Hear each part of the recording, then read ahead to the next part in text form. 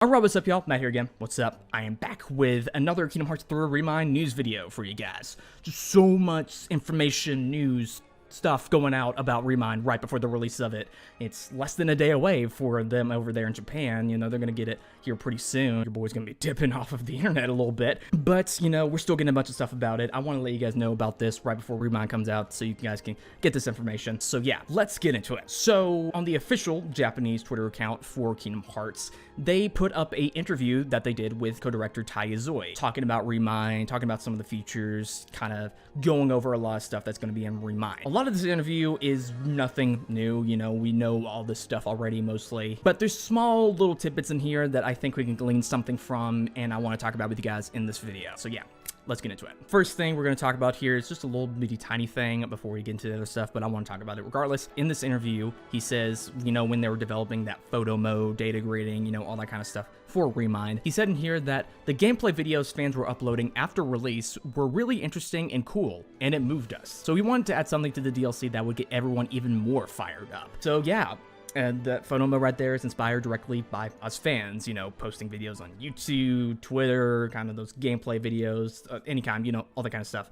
And that's what inspired them to do that. And I just think that's really cool. You know, they really like to pay attention to the community. They really like to keep in touch with it. That is obvious with this, and you know, with the premiere event and other things like that.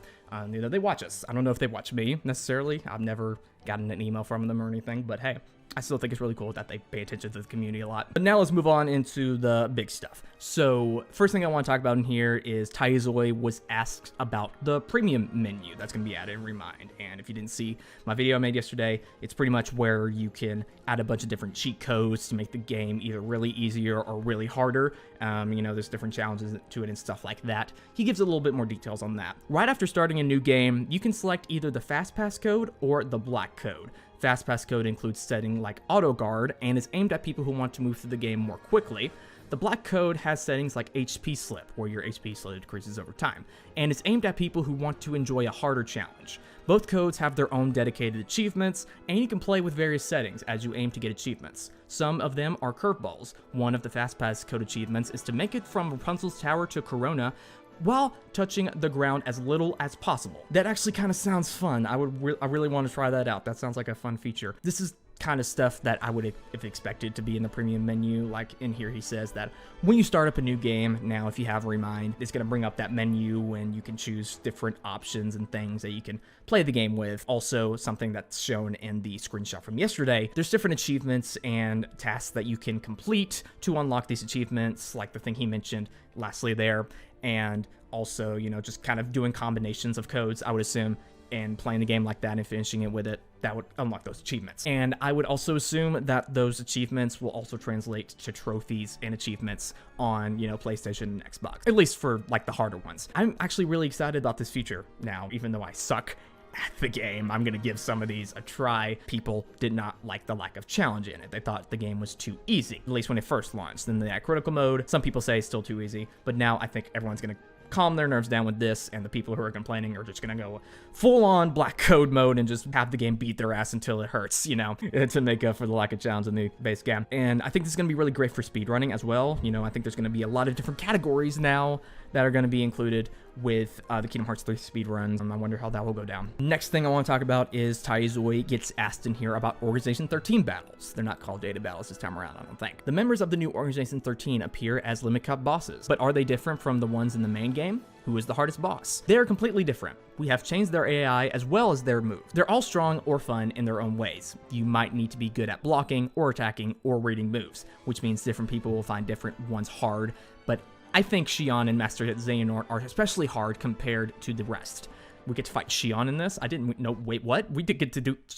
Holy shit, I didn't notice that before. Wait, hey, we get to fight freaking Xion now. Yo, go that. I didn't notice that in the trailers at least, so go that. They are so nerve-wracking and so satisfying to beat that your hands will be shaking 15 minutes after you beat them. Well, hot diggity damn, that must be a really amazing boss right there. If it's 15 minutes after you beat the boss, you're shaking. My God, he's pretty much saying in here that they're going to be hard, they're going to be difficult. You're going to have some skill and training to beat them. But when you actually beat them, it's going to be really, really satisfying and really, really, you know, just kind of awesome. to do. And I think they're emphasizing a lot the difficulty for these bosses right here, because they know a lot of people were mad about it. So they may be extremely difficult, or really easy to the people who saw the lack of difficulty in the main Kingdom Hearts 3 game and get disappointed by it. I hope to God that doesn't happen and they give it a chance.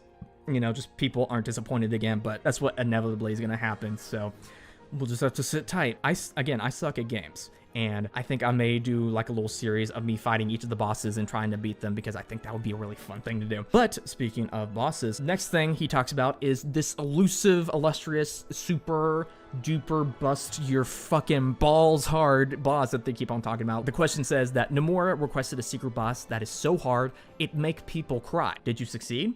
And he says, we got testers and developers who had defeated past Kingdom Hearts secret bosses to do a survey, and received the opinion that it was indeed hard enough to make them cry. Oh great. It has a particularly high number of attack patterns this secret boss will take time to develop a strategy against. But just like with the new Org 13 battles, there is a way to strategize against the character's movements. It's not impossibly hard, and in fact, if you play it perfectly, you can win without taking a single hit. Oh really? You don't say. How about that? Oh, it's speedrunners. Take up that challenge. You keep them up to that bargain. I'm never going to beat this boss.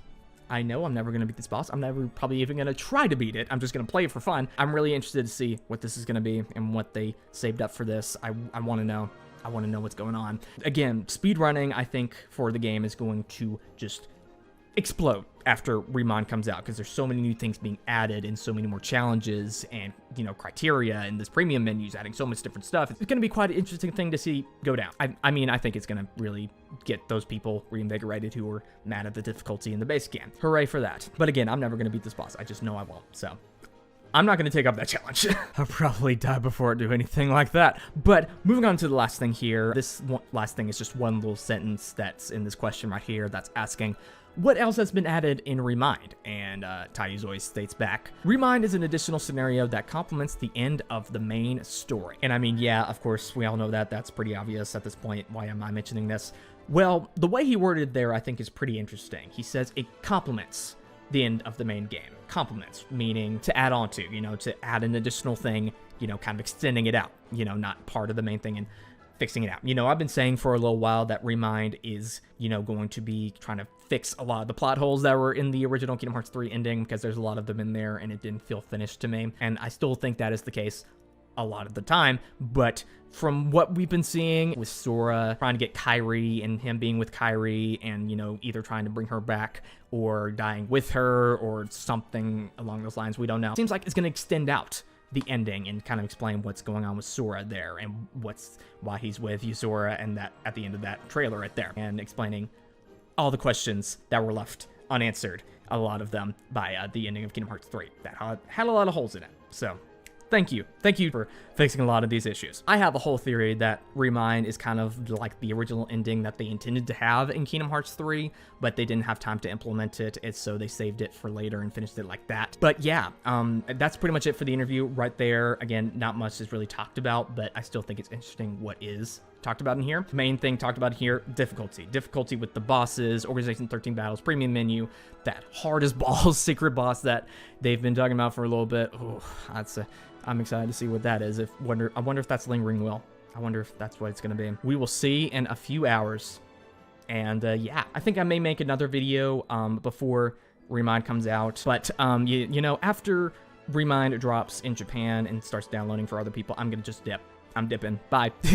So don't expect me to be on here tomorrow for the entirety of tomorrow, because that's just not where I'm going to be. So yeah, that's going to be it for this video. I usually leave a comment question for you guys to answer, but this time I'm going to leave a warning, because guys, since ReMind's coming out in just a few hours, ReMind spoilers are going to be everywhere. Every Kingdom Hearts comment section gonna have ReMind spoilers in them. It's just inevitable. So I just want you guys to be very, very careful out there, and if you don't want to get spoiled, you know, just don't look at comment sections for a little bit and just wait until you can actually play ReMind to actually do that. If you only own it on Xbox, I feel so sorry for you, but that's what's gonna happen. Just be wary, guys. I'm going to be dipping off of my YouTube comment sections for a little while with that. So also make sure to subscribe, like this video, follow me on Twitter, join Discord server, turn on notifications. Really awesome if you did. This has been Matt, and I will see you guys in the next video, whatever that's going to be. I really don't know, actually.